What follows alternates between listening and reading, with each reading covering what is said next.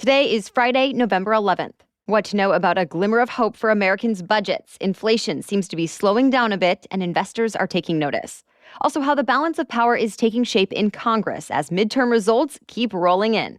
And we'll share the impact of Hurricane Nicole on Florida. Plus, why the FTC is warning Twitter and its new CEO, which highly anticipated movie debuts in theaters today, and where veterans can get free food as we honor those who have served in the U.S. military. Those stories and more news coming up.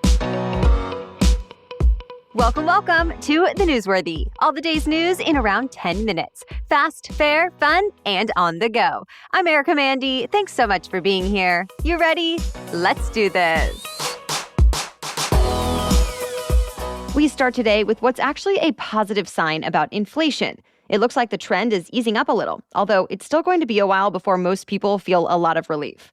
The latest Consumer Price Index, that measures what people pay for goods and services, shows prices went up 7.7% last month as compared to the same time last year. That might not sound great, but it's actually not as much as analysts expected. And it's the slowest increase reported since January. President Biden says the overall slowdown is evidence that the Federal Reserve's interest rate increases have started to work, among other things. Still, Fed bankers made it clear they're not done with the rate hikes yet. And Republicans pointed out that even with those hikes, inflation is still in the cards for the foreseeable future. Either way, some reports say the worst of inflation may be over. And investors seem to be hopeful. All three stock indexes saw their biggest one-day rally since spring of 2020. Some experts now expect stocks to keep rallying through Thanksgiving and into December. Others say it's just too soon to tell, and we just need to wait and see. The 2022 midterm election is still in overtime, and control of Congress is still a toss-up. Here's the current math as of this morning. There are 32 House races yet to be called. Republicans just need to win 7 of them to take the majority. Democrats will need at least 16 to keep it. In the Senate, we are still waiting on results from 3 states. At this point, Republicans and Democrats are in the same boat. They each need to win 2 of the 3 to take control. Bottom line, the majority is still in reach for both parties. And no matter which party comes out on top, it's looking more likely that Congress will still be pretty evenly split. We should have most of the pending election results back by next week. By the way, not everyone is just watching and waiting. Some politicians are back out campaigning, like Democratic Senator Raphael Warnock and his Republican challenger, Herschel Walker. They're headed for a December runoff in Georgia, and it's possible that's the one race that decides control of the entire Senate. So both candidates have already raised millions of dollars for the next round of their campaigns just this week. And both Democrats and Republicans have put out calls for even more donations. Expect to hear a lot more about that one over the next month. And while we're talking elections, we want to mention what some analysts are calling a camouflage wave this Veterans Day. An estimated 100 veterans who were up for either Congress or a governorship have been projected to win their races. And that includes both Democrats and Republicans. And that's more than any other election since 2012. We will continue talking elections this weekend, hear from both a Democrat and a Republican analyst about what they take away from the 2022 midterms on our special edition Saturday episode that comes out tomorrow morning. The top American general says this could be the time for peace talks between Russia and Ukraine as Russia is facing some new setbacks. Just this week, the Russian government said its troops were pulling out of the Ukrainian city of Kherson. And that's a pretty big deal, since Kherson is the only regional capital Russia has taken over since its invasion started nearly 9 months ago. Of course, the world is keeping a close eye on that withdrawal. But the chairman of the U.S. Joint Chiefs of Staff, Mark Milley, says Russia is actually sticking to its word, that he's seen evidence its troops are already leaving. And with that, he says there's some room for negotiations, especially since fighting could start to slow down in Ukraine's cold winter months. It's another setback for anyone that was counting on the Biden administration's plans to wipe out student loans. A federal judge in Texas just said the debt relief program is illegal. This is the program we've talked about that would have canceled up to $20,000 in student loans for tens of millions of borrowers. The judge said the White House does not have the power to go through with it, that only Congress could approve the plan, and that the public should get a chance to weigh in. This is just one of the legal challenges the Biden administration is up against. And remember, an appeals court put the loan forgiveness plan on hold already to give all the challenges some time to play out in court. So while the legal battles continue, no money is going out. But no federal student loan payments are actually due right now either. They've been on hold since March of 2020 because of the pandemic and are not expected to resume until next year. The Biden administration has already promised to fight this latest ruling, as it will with any future cases like this. To be continued. What was once Hurricane Nicole is still traveling across the southern U.S., but now it's a tropical depression. Before it weakened, though, Nicole caused quite a bit of damage in eastern and central Florida. It sent some beachfront homes crashing into the ocean, flooded roads throughout the state, and knocked out power for hundreds of thousands of customers. At least 2 people died. As of this morning, Nicole is moving into Florida's Gulf Coast, Georgia, then South Carolina. After that, it will move into the Northeast throughout the weekend. But most people will just notice some rainy days as Nicole continues to wind down. More news coming up, but first, a quick break for our sponsor. When I think about giving gifts to close family and friends, I always want to offer something that will enhance their lives in some way, be high quality, and also offer some personality or fun. Rothy's checks all of those boxes. Rothy's shoes show you care about comfort, durability, and of course, style. And I know this because I own 3 pairs of Rothy's shoes and I love them all. They are chic and comfortable from day one, and then they last you for years since they're machine washable and made well. Plus, you can feel confident that you're giving your favorite people a brand that keeps the planet in mind, since Rothy's are sustainably made with their signature thread repurposed from single-use plastic bottles. And don't worry if you don't know someone's shoe size or specific shoe style. Rothy's also makes versatile bags and accessories that run from pocket-sized to tote-sized. Get stylish shoes versatile and durable enough to wear all the time with Rothy's. And you can get $20 off your first purchase at rothys.com/newsworthy. That's ROTHYS.com/newsworthy. rothys.com/newsworthy. Today is Veterans Day in the United States, and that means it's time to honor the men and women who have served in the U.S. military. Of course, Veterans Day is a federal holiday, so that means federal and local government offices, along with the post office, most banks, and some schools will be closed. But most businesses are still open, and many are having special deals and discounts for veterans and active duty military personnel to say thank you. For example, veterans who are coffee lovers can go to Starbucks today for a free hot or iced coffee. A stop by Dunkin' or Krispy Kreme will get veterans a free donut.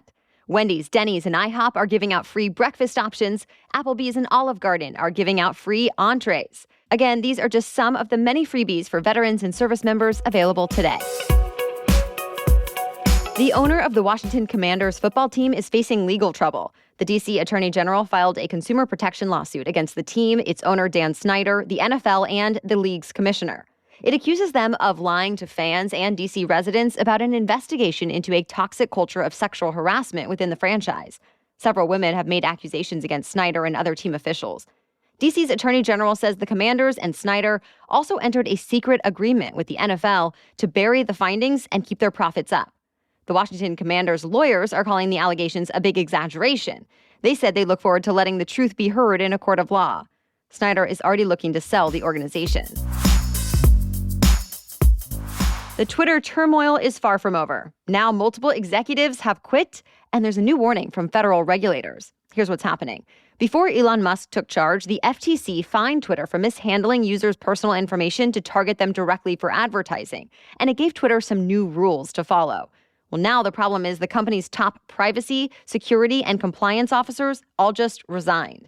The Verge got a hold of an internal message a Twitter lawyer sent out to all employees, encouraging them to seek whistleblower protection if they are asked to do anything they're uncomfortable with, saying the FTC can and will fine Twitter billions of dollars. A spokesperson for the FTC said, quote, "We are tracking recent developments at Twitter with deep concern and saying no CEO or company is above the law." Neither Twitter nor Musk are speaking publicly about this, but Musk did reportedly send out an email to employees to say the company will adhere to the FTC's rules and, quote, "anything you read to the contrary is absolutely false." More than 3.5 decades after the Space Shuttle Challenger disaster, a new discovery has just been made. A large section of the destroyed shuttle has been found buried under sand at the bottom of the Atlantic Ocean. It's one of the biggest pieces of the shuttle that's been found since 2 fragments from the left wing washed ashore in 1996. The Challenger disaster on January 28, 1986, was one of the worst losses in the history of NASA.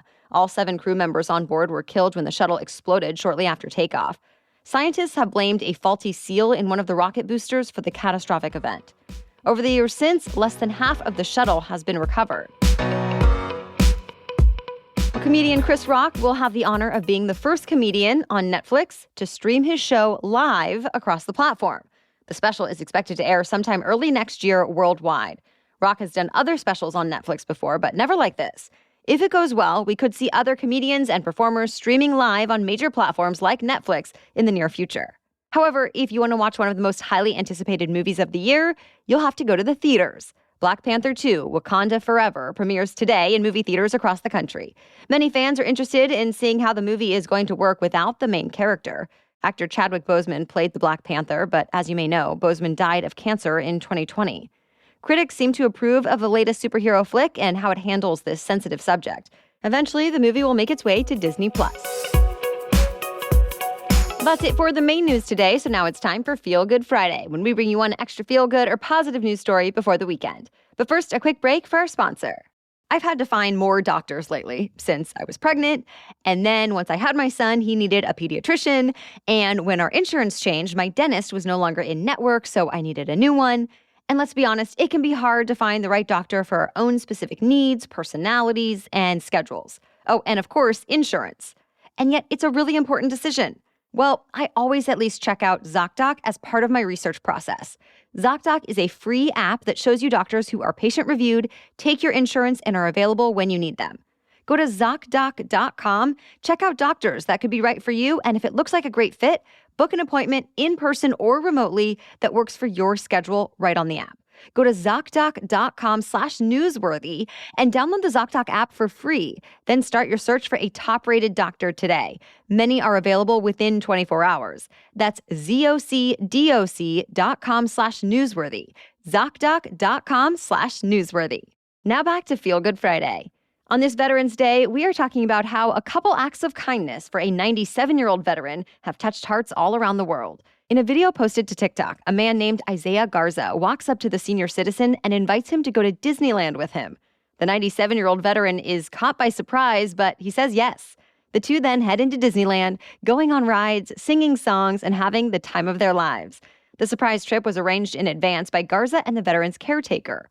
As of this morning, that video has been viewed nearly 18 million times, including by Rams star Cooper Kupp. Kupp liked the video so much, he invited both men to watch the Rams and meet up before the game. The 97-year-old veteran got his own custom Rams jersey, and the team let him try on a championship ring. The video of their Disneyland trip was also played to the entire stadium. Videos of all these surprises keep getting more and more views on TikTok, and comments from people saying they've gotten inspired to show a little kindness themselves. All right, we'll be back tomorrow with our special edition Saturday episode. Then join us again Monday for your next news roundup. For now, thank you so much for listening and have a great weekend.